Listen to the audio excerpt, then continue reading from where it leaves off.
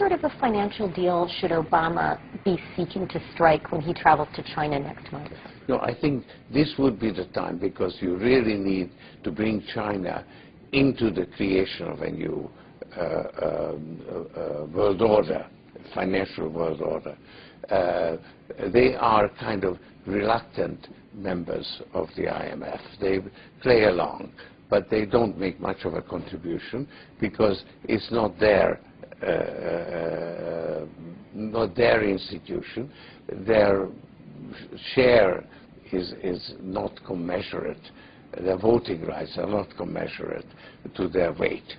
So I think you need a new world order that China has to be part of the process of creating it, and they have to buy in. They have to own it the same way as, let's say, the United States owns the Washington Consensus, the current order. And I think this would be a more stable one, where you would have a coordinated policies. I think the makings of it are already there, because the G20, in agreeing to peer reviews, effectively is moving in that direction. Given this continued weakness in the U.S. economy, are people right to start to be concerned about the dollar? Well, they are, of course, and the dollar is a very weak currency, except for all the others. So there is a general sort of lack of confidence in currencies, and a move away from currencies into real assets.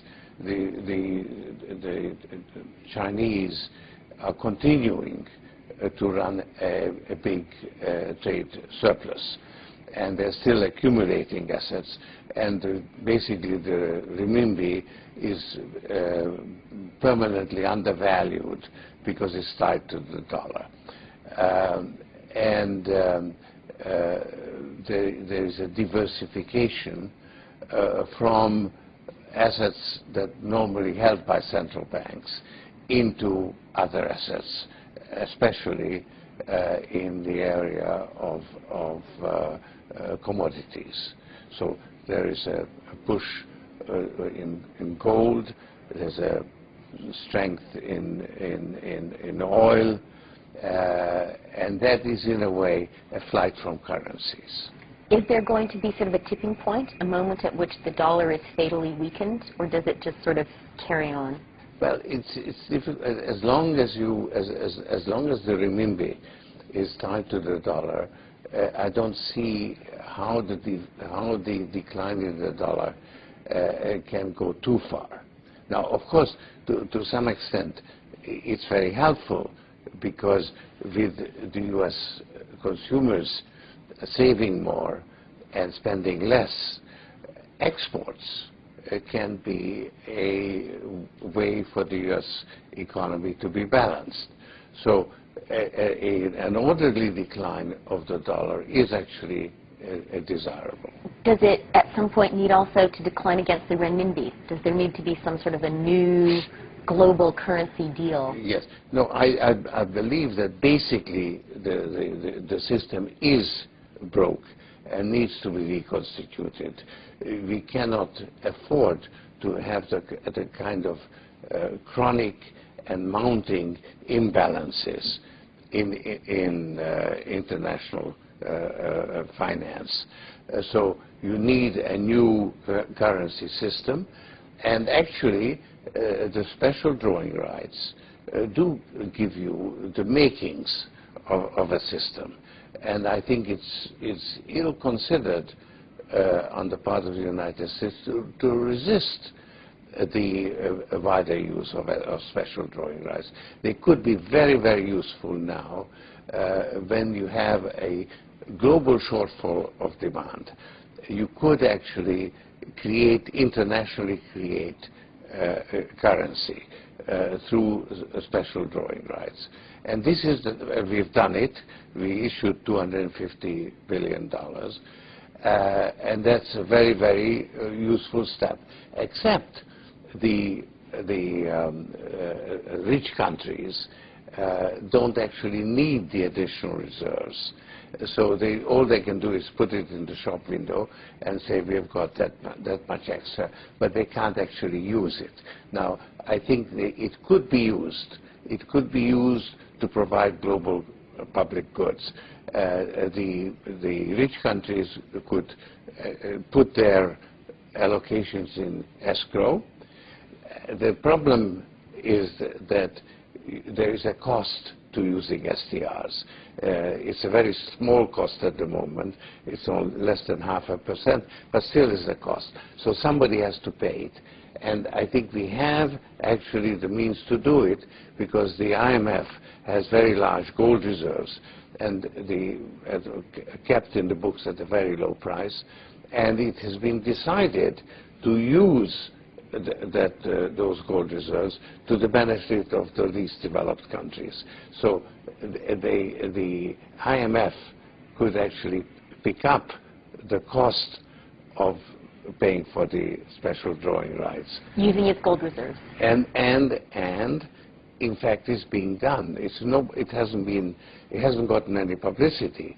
But I understand that in Istanbul a deal was signed where I think the UK and France actually transferred $2 billion of their SDRs, or $2 billion worth, or 2 billion SDR worth, to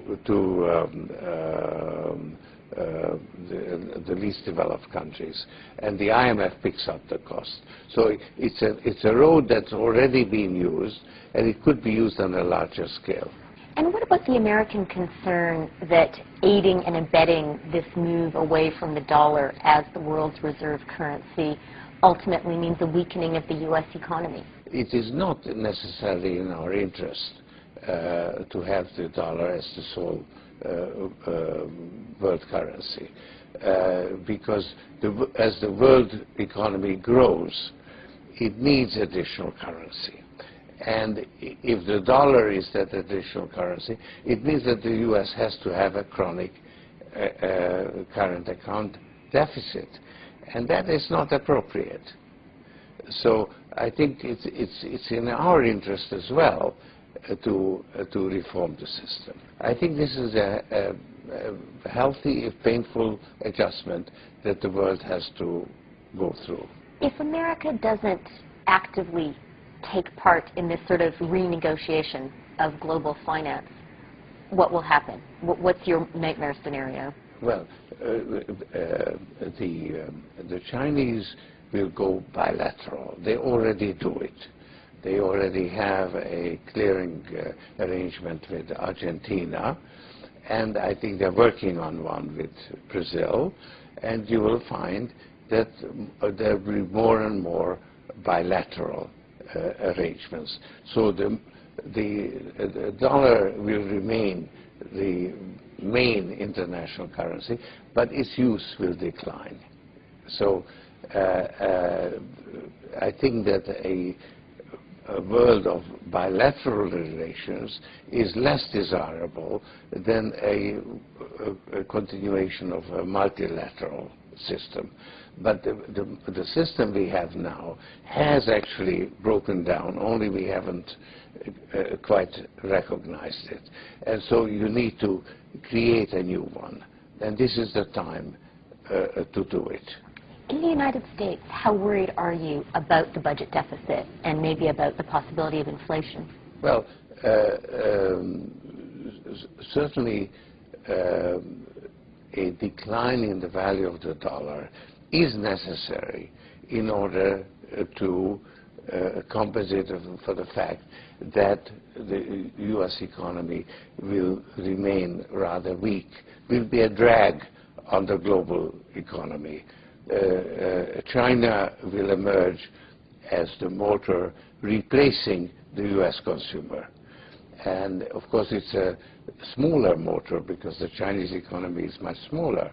So the world economy will have less of a motor. So it will move forward slower than it has in the last 25 years. But China will be the engine driving it forward, and the U.S. will be actually a drag that's being pulled along through a gradual decline in the value of the dollar.